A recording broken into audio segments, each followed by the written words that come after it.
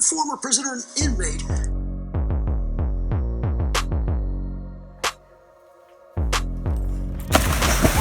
You did it. What are you doing, Guns? You bit the hell out of me. Wanna see you with your hands up. Going straight to the sky, let me see you put your hands up.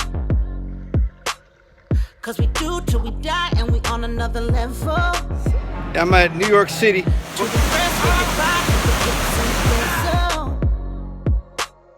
got a piece of the pie. Told you once, told you twice that we only got one life. On the way to achieve success after prison, and he's going to share his story with us right now. Diamond shine, best at night. You wear yours, I'll wear mine. Go dumb tonight.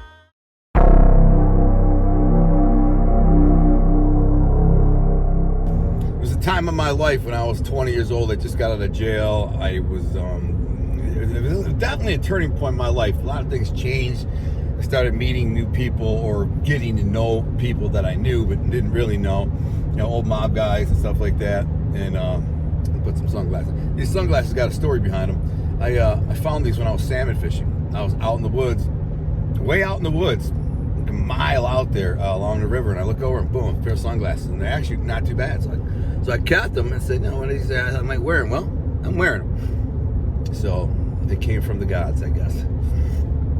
So last I left off in the story, I had gotten a big fight at Harpo's and beat up a guy real bad. Something I'm not proud of at all. I regret it really bad.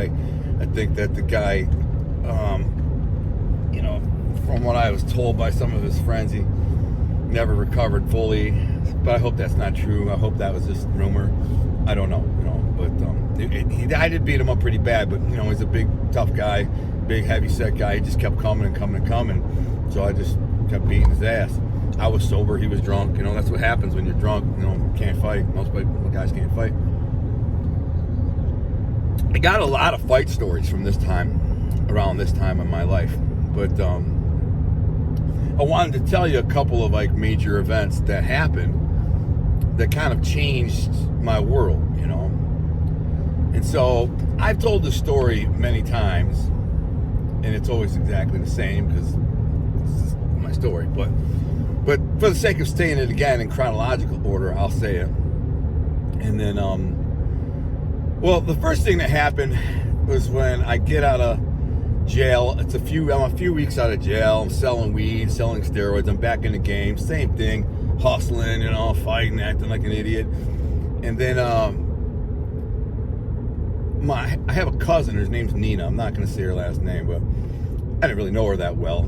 She was a cousin. It was my grandmother's sister's granddaughter. So you can figure that out. Try to track her down if you want. So my grandmother said her parents are having a big party for her at their house in Grosse Pointe. It was a really nice area, high-end area. Their particular house was not like mansion baller status, like some of the people I knew who were around. They had mansion baller houses. But this is a nice house. It was probably about a 3,000 square foot brick colonial, nice big backyard pool. It's a beautiful house.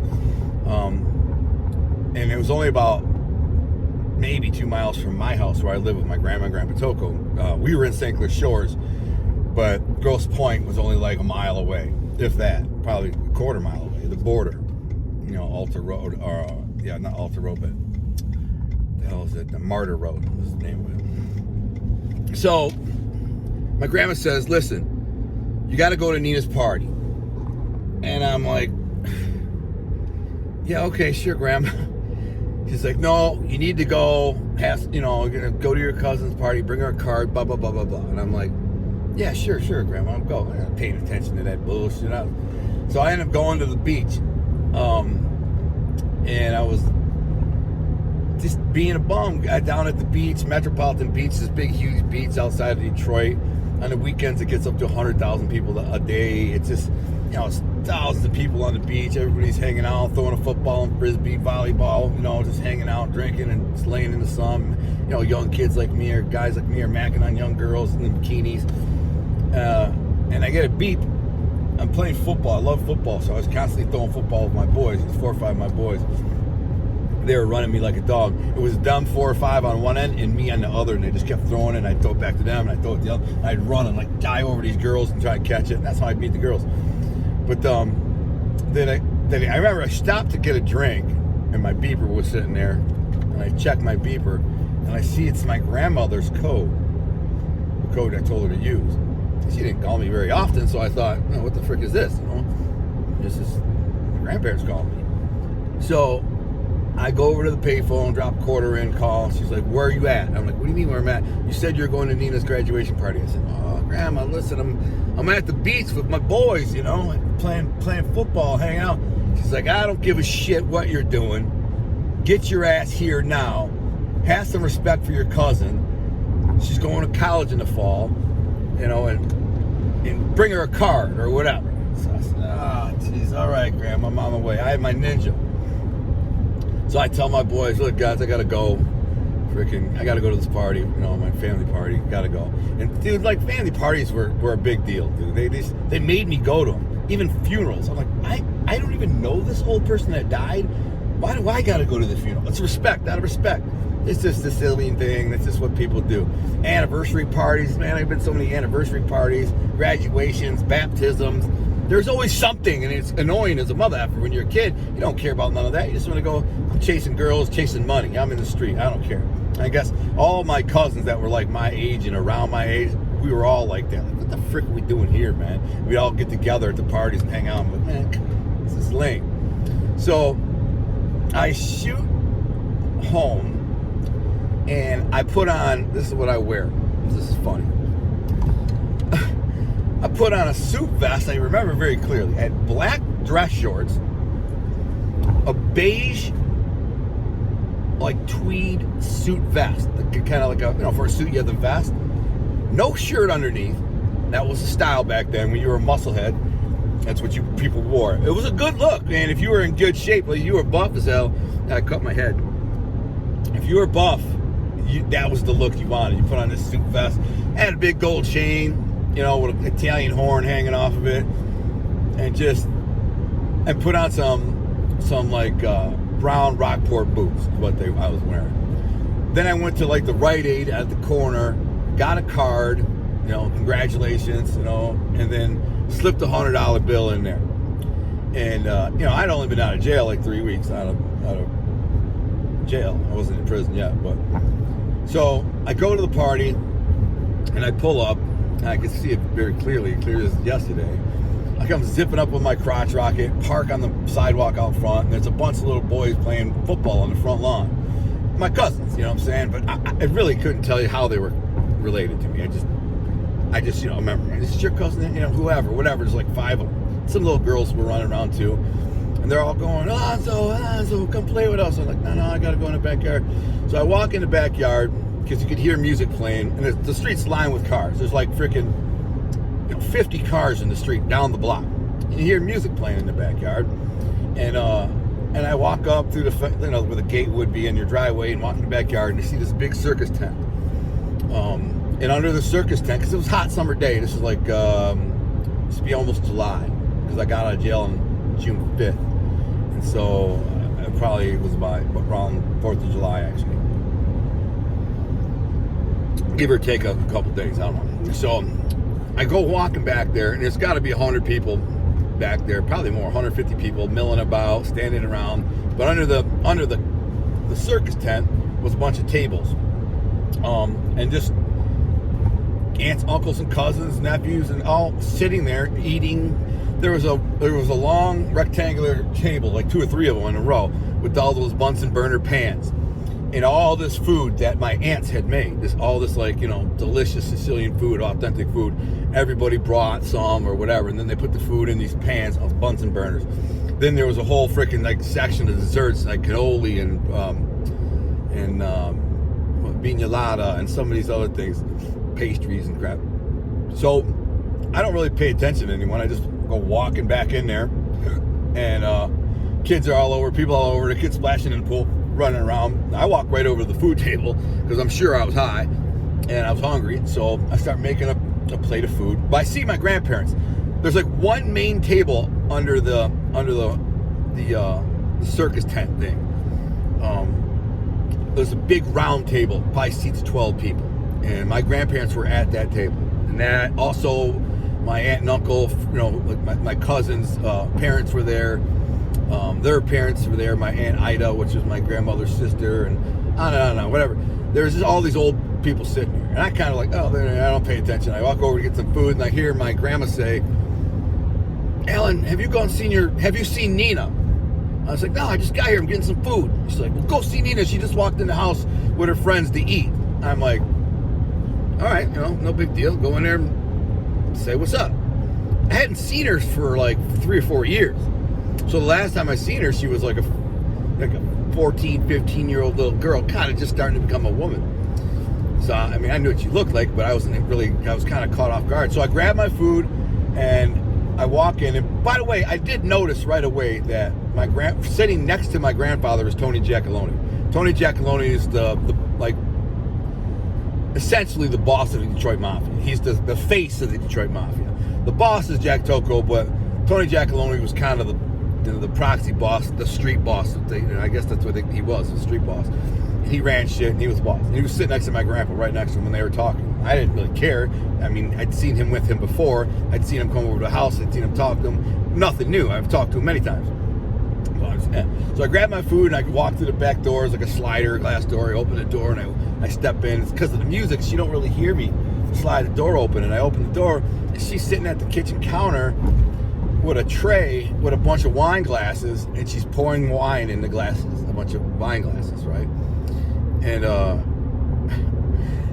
I say, "You better not let your mom see that." And she turns around like freaked out, and she goes, "Oh, Alonzo." She comes over and gives me a hug and a kiss on the cheek. She's like, "How are you?" And I go, "Yeah, you're all grown up now. You're a woman." I couldn't believe it. She was like, this attractive 18-year-old, beautiful young lady.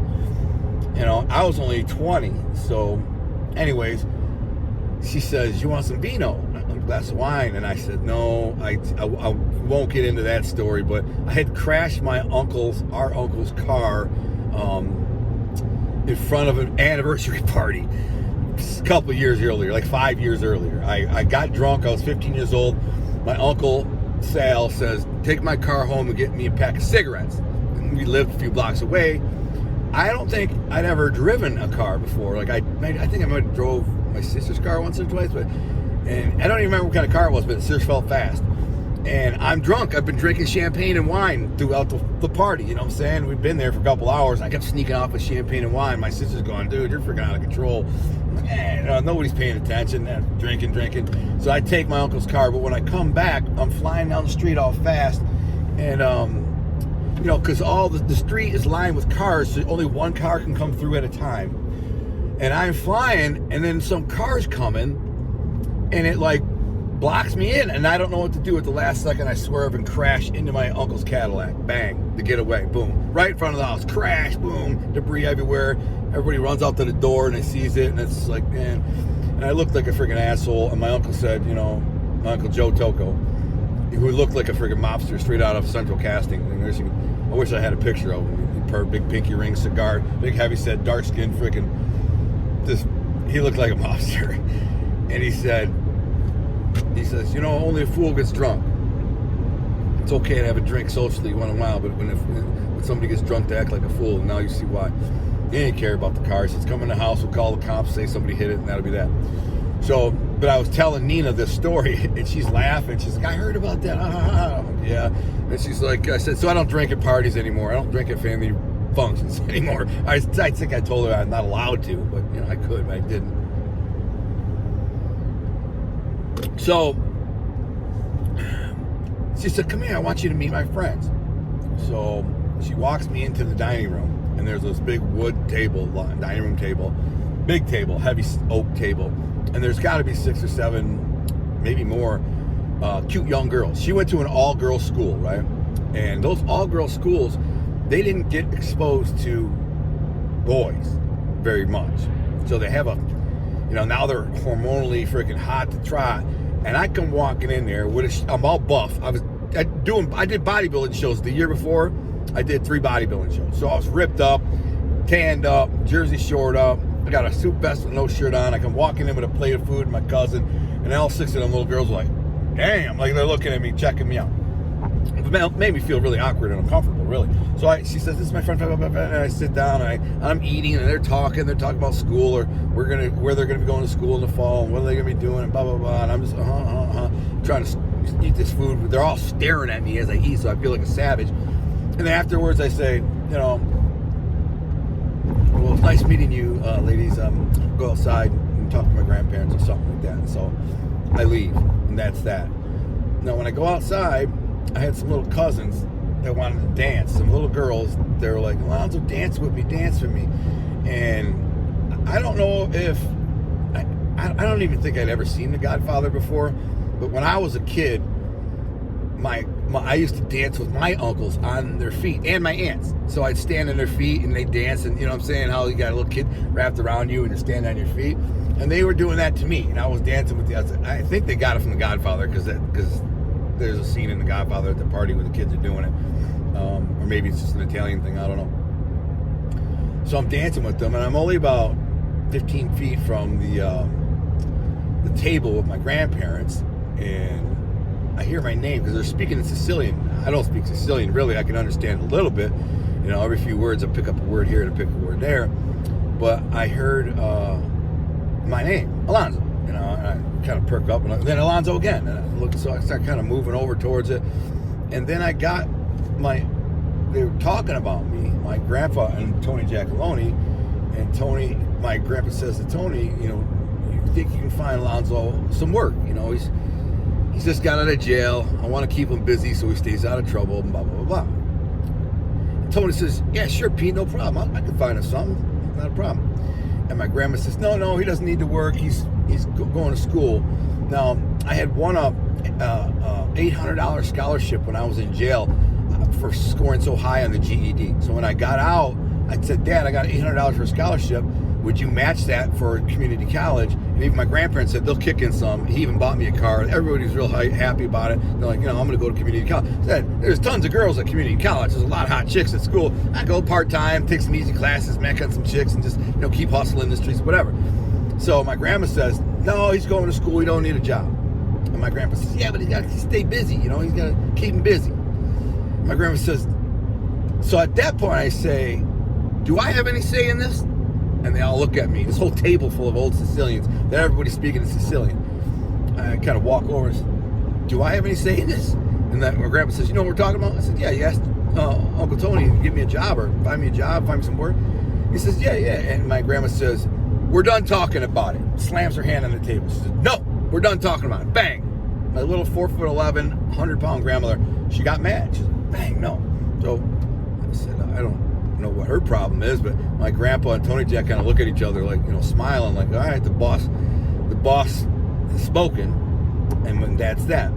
I do remember the only other remarkable thing about that whole situation was there was this really attractive older woman, probably 40, wearing sunglasses, very beautiful. I didn't know who she was, and she was sitting at the table, and I kept checking her out, and she kept catching me checking her out.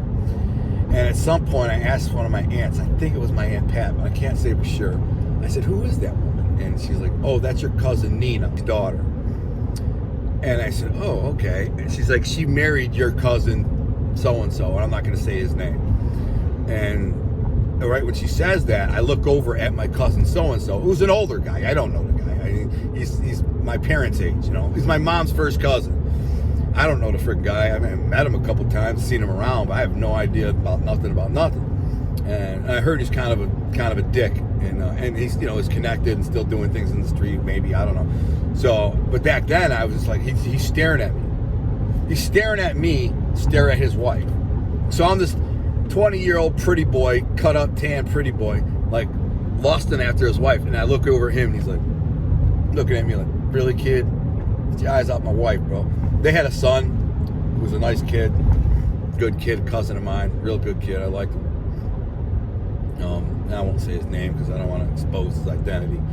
This will actually lead into another story. But so I end up going home that day, and my grandpa was like in the house watching baseball. He was a sports handicapper, my grandpa, so he would write down all the stats, every pitch, everything in his little notebook, everything. And so I would walk in, I kind of look, my grandma's in the kitchen, so I shut the door, and I go to my grandpa in the back room and said, Grandpa, why doesn't grandma want me to work with Tony? He goes, he don't even say nothing. He just goes. I said, what? He's like, you know what Tony does. He ain't stupid. I said, what? I mean, so I said, what is he? She's worried that I'm going to get deep in mob? She's like, yeah. I said, and he says, so listen, don't talk about stuff like that around her, and let's keep that between us.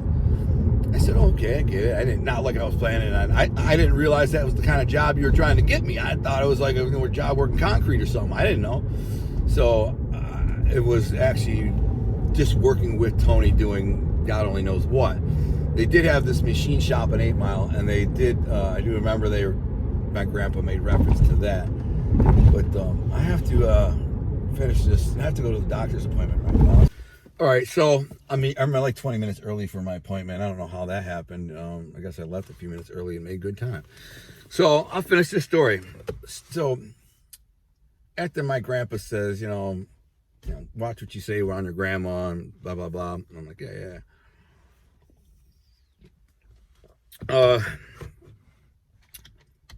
Probably about, I don't know, week, maybe 2 weeks later. I've told this story before, and some creepy, weird, obsessive haters went back and listened to me say it 3 different times, and I've changed it slightly 2 or 3 times. And that's simply because as I told it each time, I was consciously trying to change the identity of the people so nobody could, I didn't want to expose the identity of my cousin because it kind of makes him look like a pussy. And I wouldn't want people messaging him going, freaking Gunner Al, freaking telling people that you were a pussy and they'd come to your defense and beat a guy up for you. You were crying about punching the blah, blah, blah, blah. So, I've told it as I'm telling it at the time. I'm trying to change a little couple of things. But so what I did one time, I said Tony called me. Another time I said my aunt called me. I think another time I said my grandma called me. But the way it had worked was my aunt had called Tony, or Tony was there, I don't know for sure, after a cousin of mine got punched in the nose, and he's had a bloody nose, and some kids were picking on him, supposedly, down the corner. They were playing basketball. Some kids he grew up with on the street in his neighborhood. They've been bullying him and punched him in the nose. He had a busted nose. Tony must have came over there, or was there, or she called him and told him. Now, he thought, how can I handle this? How can I handle this, Tony Jack, this mob boss, right? Well, I can't send freaking gangsters over to this house to punk out some freaking, 18, 19-year-old kids. You know what I'm saying? Duh. He's like, who does he have? He's like, I know someone who can handle this. I was a well-known tough guy. I was well-known for fighting, for knocking mother effers out. I was always in the mix. I just got out of jail.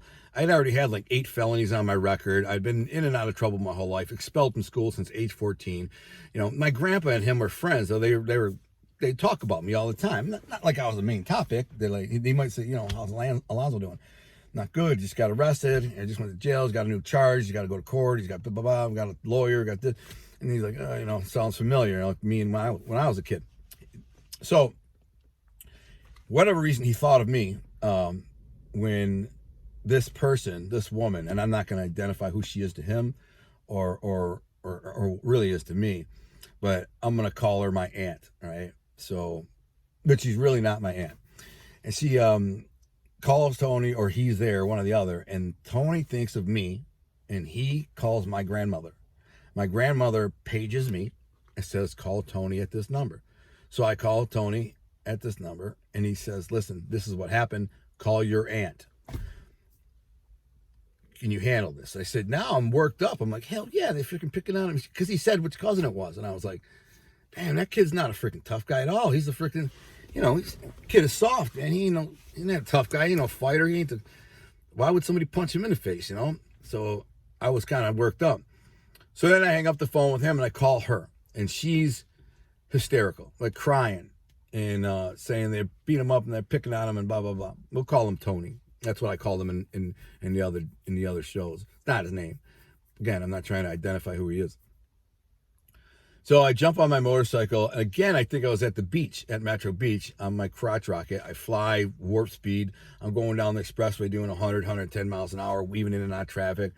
And I go over there, and I walk in the house, and he's on the couch. He got an ice pack on his face, you know, his nose is kind of swelled up. And he's not crying. He looks upset, but, you know, he's got a busted nose. Somebody popped him in the face. But his mother had been crying. You can tell she's really, worked up over this. And I see her, and I see the look on her face and how she, I was like, what the frick, man? Now, I didn't even really know this woman well.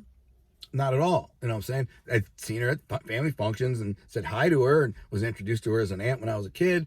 But she was not even an aunt. She's a cousin. And I'm just like, when somebody's 40 years older than you or whatever it is, 30 years older, you don't call them a cousin. You just call them aunt. That's just a respectful thing to do. That's what you do in a Mediterranean kind of heritage or community.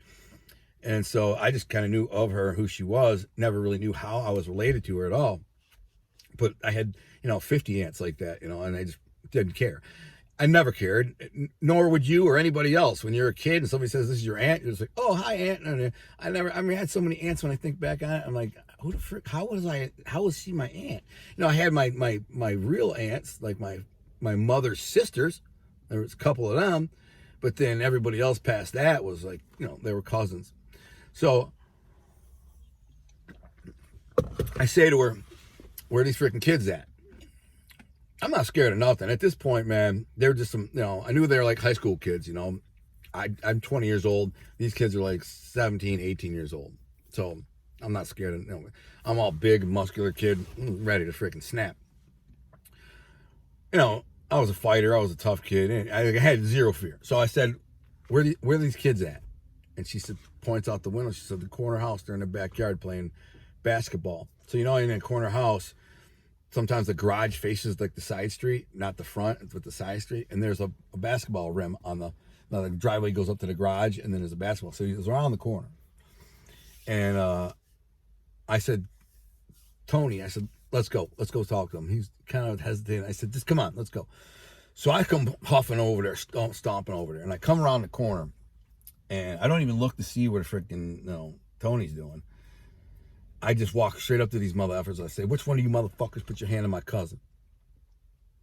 They all stop playing basketball, right? And they all like, there's a couple of them that were like big, like football players or something, basketball players. And I said, I said, which one of you bitches put your hand on my cousin? I had a red tank top on. I was wearing a red wife beater, right? Muscle Gym. That's what it was. It said Muscle Gym on it. It was a red tank top. I was all buff, tan.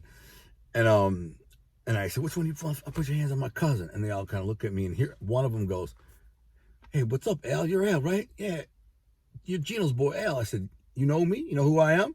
They're like, yeah, you're Gino's boy. I said, you don't know me.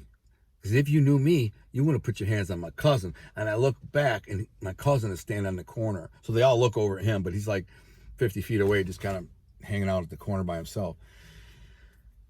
And they're like, Anthony's your cousin? I said, yeah, mother effer, that's my cousin. If you ever put your hands on again, I'll come back here and smash every one of you bitches. You got that? Every one of you bitches. And I jump in her face. It was a lot more violent with that. Motherfucker, I'll beat your motherfucking hand. You can put your hands on my cousin. I got scum over, slap the shit out of you, motherfuckers. You got that? You got that? And they're all like, yo, Al's all good, man, No problem. That's our boy, man. We grew up with them. We were playing basketball. It was, a couple fouls. They got into a pushing match. One of us, my boy threw a punch, they threw a punch back, and they got in a fight, we broke them up, that's it. It wasn't like, anything like that, man. That's your boy, and blah, blah, blah. I said, I don't care what it is, but if any one of you put your hands on him again, I'll be back and smash every one of you motherfuckers. You got that? And they're like, yeah, Al, cool. I walked away, and now Anthony's like, he's sitting in the corner, just like, damn, And so I walked back to him, and I said, listen, they ain't gonna bother you no more, bro. If they do, you let me know, I'll be back. So I walk back and I tell his mother, my aunt, and I say, they won't bother him no more. She said, what'd you do? I told them if they do, I'll freaking come back and kill them all. She's like, are you serious? So she tells Tony that whole series of events. my cousin tells Tony what I did, what he saw me do. So now it's planted a seed in Tony's mind that the kind of kid I am, you know, that I ain't scared of shit. I ain't scared to fight. I ain't scared to get into some drama. I ain't scared of nothing. I've been in and out of jail since I was 14 years old, between juvie and jail. Felonies, I got caught with pipe bombs. I've been freaking busted with everything, you know, drugs and stolen property and violence. I already had like 3 assaults on my record, felonious assaults, you know, not just assault and batteries, felonious assaults. So, you know, he's looking at me like, all right, this kid could be an asset, or, you know, to something. And then, and that's basically, I'll get into the next story of what happened next after that. But basically, shortly after that, there was another thing he asked me to do, which was, you know, I was actually very violent, and I hurt a guy, and this is right after he had got me a job bouncing at Brownies on the Lake. So I'll get to that story in the next like episode or edition. I'll tell you how he got me a job bouncing at Brownies on the Lake, this like mobbed up freaking big high-end high roller nightclub on the water, the St. Clair Shores. And that put me in contact with a lot of freaking like street guys and wise guys and mob guys that I didn't really know. That there were guys that, you know, I kind of seen them around at family functions here and there or whatever, but I didn't know who they are, their standing, what they did. Most of them were older than me, you know. I was only 20. These guys are probably 30, 40 years old. Some of them even 50 years old. But now that I'm bouncing at this club and they know who I am, they're warming up to me and we're talking business and street stuff. And so it put me in contact with a lot of guys like that. But then Tony started putting me to work doing a few things. We'll get into that next time. But that was just a quick story about what I did right after I got out of jail. And there's so many stories about like when I got in like all these freaking bar fights and shit during the same era, like the same time, 20, 21, 22 years old. And eventually I ended up on the run, running off to New York, hiding because I got word that the ATF was looking for me for possible indictment on some guns. So I ran off and hid and stayed there for a couple years with my sister, and then got rid of that. I'll tell all this. So anyways, God bless. I got to go to this doctor appointment. I'll be back next time. Former prisoner and inmate.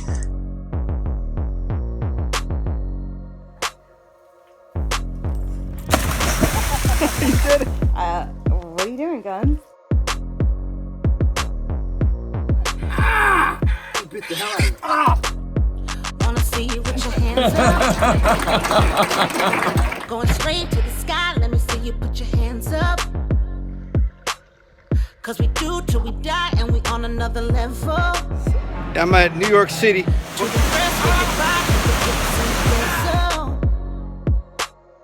got a piece of the pie. Told you once, told you twice that we only got one life. On the way to achieve success after prison, and he's going to share his story with us right now. Diamond shine, best at night.